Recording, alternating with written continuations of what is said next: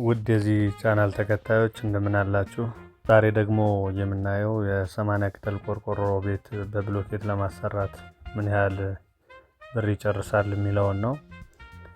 80 ቅጠል ቆርቆሮ ለማሰራት እያንዳንዱ የሚያስፈልጉ ነገሮችን እና በስራቸው ምን ያህል ወጪ እንደሚያስወጣ እያንዳንዱን ተንተን አድርገን ካየን በኋላ የሁሉንም ድምር አጠቃላይ ጠቅለል አድርገን 80 ቅጠል ቆርቆሮ በብሎኬት ቤት ብንሰራ አሁን ላይ ባለው ዋጋ ምን ያህል ገንዘብ ይጨርሳል የሚለውን እናያለን ማለት ነው።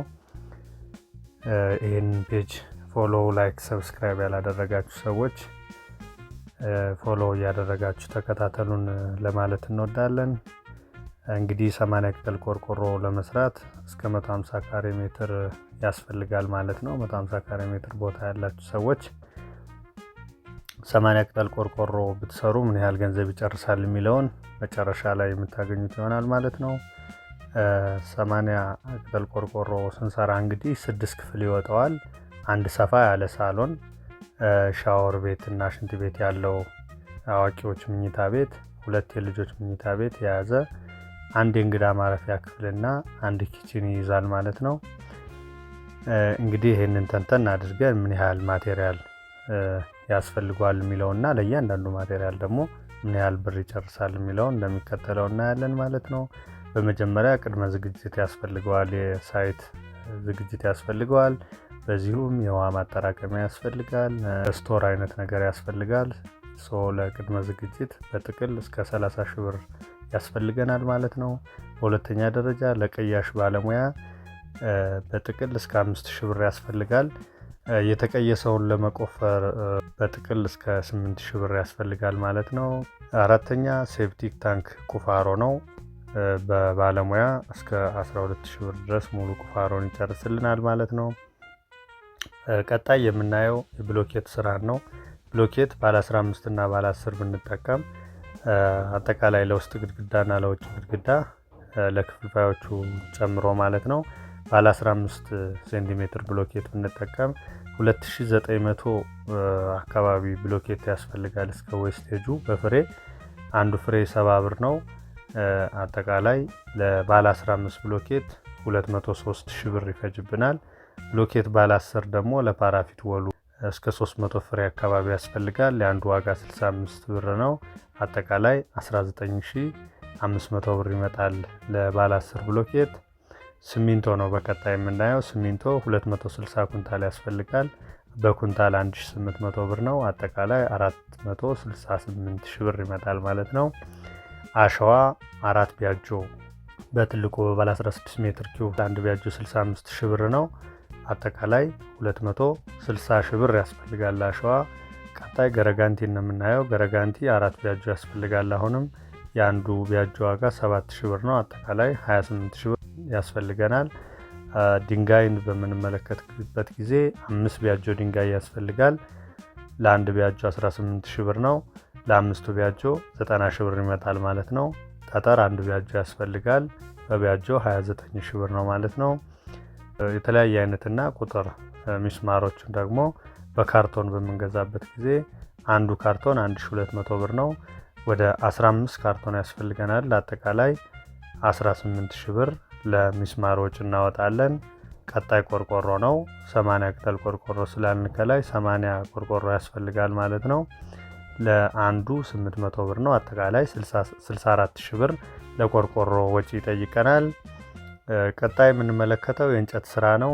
እንጨት በጥቅል እስከ 50 ሺህ ብር ያስፈልገናል ማለት ነው። የፌሮ ብረት ስራውን ለመስራት የባለሙያ ወጪ በጥቅል እስከ 15 ሺህ ብር ያስፈልጋል። ስታፋ 150 ኪሎ ግራም ድረስ የሚፈጅ ስታፋ ያስፈልገናል። ለ1 ኪሎ ግራም 250 ብር ነው። ለ150 ኪሎ ግራም 37500 ብር ያስፈልገናል። የፌሮ ማሰሪያ ሽቦ 10 ኪሎ ግራም ያስፈልገናል። በኪሎ ግራም 220 ብር ነው። አጠቃላይ ለ10 ኪሎ ግራም 2200 ብር ይመጣል። ባለ 8 ፌሮ ብረት 40 ኪሎ ግራም ያስፈልጋል። በኪሎ ግራም 830 ብር ነው። ለ40 ኪሎ ግራሙ 33200 ብር ያስፈልገናል። ባለ 10 ዲያሜትር ፌሮ ደግሞ ባለ 10 ሚሊ ሜትር ዲያሜትር ፌሮ ደግሞ 80 ኪሎ ግራም ያስፈልገናል። በኪሎ ግራም 1300 ብር ነው። 104 ሺህ ብር ያስፈልገናል። ባለ 12 ሚሊ ሜትር ዲያሜትር ፌሮ ደግሞ 25 ኪሎ ግራም ያስፈልጋል። 1850 ብር ነው 1 ኪሎ ግራም። ለ25 ኪሎ ግራም 46250 ብር ያስፈልገናል። በቀጣይ የምንመለከተው በርና መስኮት በኢሚቴሽን ዘመናዊ ኢሚቴሽን ብናስገጥመው በጥቅል እስከ 190 ሺህ ብር ለበርና መስኮት የኢሚቴሽን ስራ ያስፈልገናል ማለት ነው። ከበር ጋር በተያያዘ መስታወት ያስፈልጋል። መስታወት በጥቅል እስከ 40 ሺህ ብር ድረስ ያስፈልጋል።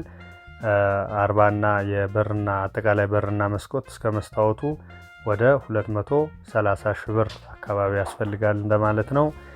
ቀጣይ ታምቡራታ በር ወይም የጣውላ በሮች ከውስጥ የክፍልፋዮች ላይ ያሉ በሮች የሚገጠሙት ናቸው። 4 በሮች ያስፈልጋሉ ማለት ነው። ለአራቱ በር 4 ፍሬ ያስፈልጋል። ለአንዱ 20 ሺህ ብር ነው። ለአራቱ ፍሬ 80 ሺህ ብር ያስፈልገናል ማለት ነው። የመብራት ዝርጋታ በአነስተኛ አምፖሎች ብንገጥመው የመብራት ዝርጋታን በምንመለከትበት ጊዜ እንደ አጠቃላይ 30 ሺህ ብር ገደማ ያስፈልገናል። በቀጣይ የጅብሰም ስራ ለኮርኒስ እና ለግድግዳ ቻክ በምናደርግበት ጊዜ እስከ 150 ሺህ ብር ድረስ ያስፈልገናል ማለት ነው። ኦን አቬሬጅ ቀለም ስራ ነው። በቀጣይ ቀለም ደግሞ እስከ 45 ሺህ ብር ድረስ የውስጥ ግድግዳውን ቀለም ቀብቶ ለመጨረስ ያስፈልገናል ማለት ነው። ሌላው የውሃ መስመር ዝርጋታ ወይም ሳኒታሪ ወርክ የሚባለው ነው። በጥቅል እስከ 50 ሺህ ብር ድረስ ያስፈልገናል። በመጨረሻ እንግዲህ ለጥቃቅን ወጪዎች የሚወጣ ይሄ ኮንስትራክሽን ስለሆነ በየትኛውም ጊዜ ካሰብነው ውጭ ያልተጠበቁ ወጪዎች ሊኖሩ ይችላሉ ማለት ነው። ለነሱ እስከ 100 ሺህ ብር ይዘናል። በመጨረሻ እንግዲህ ይህንን ከላይ ያሉትን ስራዎች ከመሰረቱ አንስቶ ፊኒሽንግን ሳይጨምር ሰርቶ ለማስረከብ የኮንትራክተሩ ክፍያ ምን ያህል ይሆናል የሚለውን በምናይበት ጊዜ አሁን ባለው የገበያ ሁኔታ እስከ 600 ሺህ ብር ድረስ ሊጠይቅ ይችላል ማለት ነው። አጠቃላይ ከላይ ጀምሮ የዘረዘርናቸው ማቴሪያሎች እንዲሁም የባለሙያውን ዋጋ፣ የኮንትራክተሩን ጥቃቅን ወጪዎችን ሁሉንም አጠቃላይ ስንደምራቸው የብሎኬት ቤት 80 ቅጠል ቆርቆሮ ሰርቶ ለማጠናቀቅ ጠቅላላ ድምር 2,807,650 ብር ያስፈልገናል ማለት ነው። እንግዲህ ይህንን የግምት ስራ ወይም ይህንን አጠቃላይ የሚፈጀውን ብር ይዛችሁ በእናንተ ደግሞ እንደምትሰሩት የቤት አይነት በማቴሪያሉ ምን ያህል እንደሚመጣ ቼክ ማድረግ ትችላላችሁ ማለት ነው። እያንዳንዱን የሚያስፈልገውን ኳንቲቲውን ከያዛችሁት መጠኑን አሁን እናንተ አካባቢ ደግሞ ባለው የገንዘብ መጠን እያባዛችሁ የብር መጠኑን የሚፈጅባችሁ ማወቅ ትችላላችሁ ማለት ነው። ፔጁን ላይክ፣ ፎሎ ማድረግ እንዳይረሳ። መልካም ጊዜ ይሆንላችሁ በማለት የዛሬውን የ80 ቅጠል ቆርቆሮ በብሎኬት ስራ ዋጋ ማውጣት በዚህ ጨርሻለሁ ማለት ነው። አመሰግናለሁ።